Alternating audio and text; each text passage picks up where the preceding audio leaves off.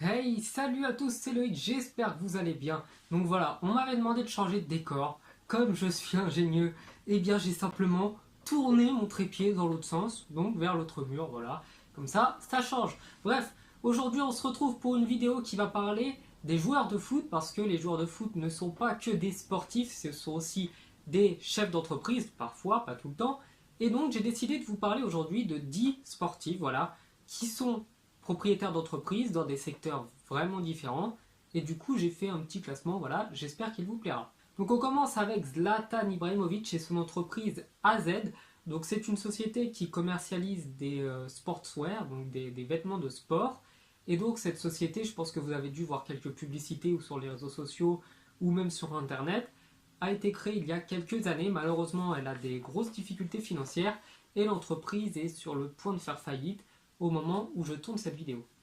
En deuxième, j'ai décidé de parler d'un joueur, donc Mathieu Flamini, qui a fait un petit peu fantasmer tout le monde sur ce mythe du joueur qui détiendrait à peu près 30 milliards d'euros, qui serait une des plus grosses fortunes du monde, alors qu'en réalité, sa société Green Future, donc c'est une société de biochimie, travaille, oui, en effet, dans un secteur bien particulier, dans les énergies renouvelables, etc.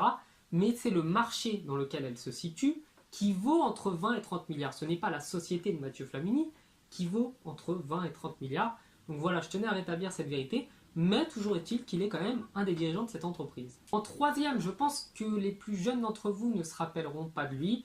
Pour les plus anciens, eh bien, on se souvient tous de ces maillots qui étaient toujours très particuliers, un petit peu comme Lama, il faisait un petit peu ce qu'il voulait avec ses maillots de foot. Il s'agit, comme vous l'avez reconnu sûrement, de Jérémy Janot. Donc lui détient une entreprise qui s'appelle Foot42, c'est une société qui est basée dans sa région, dans la région à laquelle il habite, et il détient plusieurs petits terrains de foot en salle, donc des terrains pour faire des fives, et qui sont dans la région, je crois, de Lyon, enfin pas très loin de Lyon.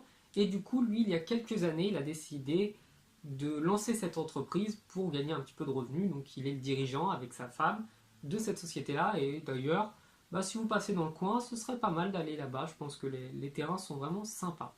Ensuite, le quatrième là, par contre, un superstar, Lionel Messi. Donc lui n'a pas ouvert une société de vêtements ou autre, c'est un restaurant qu'il a ouvert, donc il se situe à Barcelone, il s'appelle El Bellaviste Jardín del Norte. Donc c'est un restaurant pas très cher, voilà, vous allez avoir des menus à partir de 10-15 euros. Donc les gens dans l'ensemble sur TripAdvisor, etc. sont assez satisfaits, les prix ne sont pas abusés, la nourriture est quand même bonne, donc voilà. Si vous passez dans le coin, eh bien, je vous invite à aller chercher sur Google, je vous mettrai l'adresse si ça vous intéresse, pour aller y manger. Ensuite, son ennemi, son rival de toujours, Cristiano Ronaldo. Donc lui a sa société, sa marque CR7. Donc là, c'est une société qui commercialise un petit peu de tout. Voilà, pas mal de vêtements. Donc vous allez avoir des polos, vous allez avoir des vêtements pour le sport. Logique, c'est quand même Cristiano Ronaldo. Vous allez avoir des jeans, vous allez avoir des vestes. Vous allez également avoir du parfum. Donc il a lancé sa société, enfin, il a lancé son parfum CR7 Legacy il y a quelques temps. Et donc Cristiano Ronaldo, voilà, diversifie ses activités, en plus de tous les contrats de sponsoring qu'il peut avoir, mais là voilà, CR7 c'est sa marque. On est toujours en France, on va partir avec la société de Fekir. Donc elle s'appelle NF Promotion, elle est située dans le 69, donc dans la région lyonnaise, et c'est une société là par contre de conseil en relations publiques. Donc honnêtement, je ne sais pas trop en quoi ça consiste, c'est sûrement une société de conseil, voilà, sur comment gérer son image, etc. Donc Nabil Fekir en est le gérant depuis 2 ans, ou 3 ans si je ne dis pas de bêtises, et j'ai trouvé sympa quand même de vous en parler dans ce classement. Ensuite, on va parler de Gérard Piquet. Donc lui a une société qui s'appelle Kirat Games, elle est située en Espagne, logique, il est espagnol, et comme vous vous en doutez, c'est une société de jeux vidéo. Donc lui, voilà, il a son site internet, si ça vous intéresse, d'aller voir ce qu'il fait. Donc il a pas mal de petits jeux, je crois qu'il avait fait une collaboration avec Sergio Ramos pour là aussi travailler dans ce domaine-là. Donc je vous invite vraiment à aller chercher ça sur internet. Ensuite, Florian Thauvin, et oui, il a une société, ça peut sembler bizarre, mais c'est le cas. Donc elle s'appelle Flotov, elle est basée à Orléans. Me demandez pas pourquoi c'est à Orléans. Je n'en sais rien, j'ai juste trouvé les informations sur ça. Et donc c'est une société de location de propriété intellectuelle. C'est un nom un petit peu bizarre, je ne sais pas trop en quoi ça consiste. Donc toujours est-il qu'il est le propriétaire de cette entreprise. mais on n'a pas beaucoup d'informations sur internet sur ça. Pour conclure, on va partir avec Blaise Matuidi. Donc lui, sa société s'appelle Mat Descenteurs, c'est une société qui travaille dans la location de terrains et de biens immobiliers. Donc Blaise Matuidi, comme vous vous en doutez, investit de son argent afin d'acheter des biens immobiliers. Car l'immobilier ne fera que monter. Et quoi qu'il arrive, peu importe ce qui peut arriver, eh bien tous les mois il aura cette rente avec les terrains qu'il peut louer à droite et à gauche. Et du coup, investissement de son argent personnel pour gagner plus tard, une fois qu'il sera à retraite. Paul Pogba, donc là ça a fait scandale. Sa société s'appelle Aftermost Limited.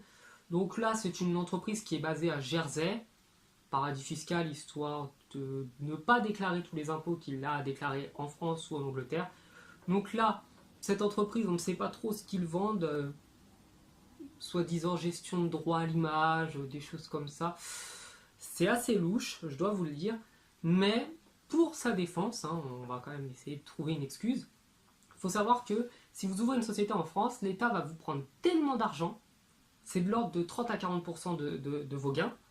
Donc l'État vous prend tellement d'argent que honnêtement, si j'avais une entreprise, je ne dis pas que si j'avais les moyens de le faire, je ne mettrais pas mon argent à Malte ou au Luxembourg ou en Irlande. Donc voilà, on ne sait pas trop ce qui se passe là-bas, je ne préfère pas savoir, mais toujours est-il qu'il est propriétaire de cette entreprise. Bon, et bien voilà, je pense qu'il y a pas mal d'autres joueurs qui ont des entreprises. J'en ai pas forcément parlé puisque la vidéo durerait 2 heures et même c'est très très long de faire ces recherches-là. Donc, je vous invite, si ça vous intéresse, à me le dire en commentaire, à me dire que vous avez aimé la vidéo, à la partager bien sûr s'il y a des choses intéressantes que vous pensez utiles à savoir ou même juste intéressantes. Donc, voilà, je ne sais pas trop conclure cette vidéo. Donc, je vous remercie, ça fait plaisir de voir que même si là, avec l'été, on n'est pas très nombreux, qu'il y a toujours une base de personnes qui commentent, qui sont là régulièrement. Donc, je vous remercie vraiment énormément et je vous dis à la prochaine. Ciao!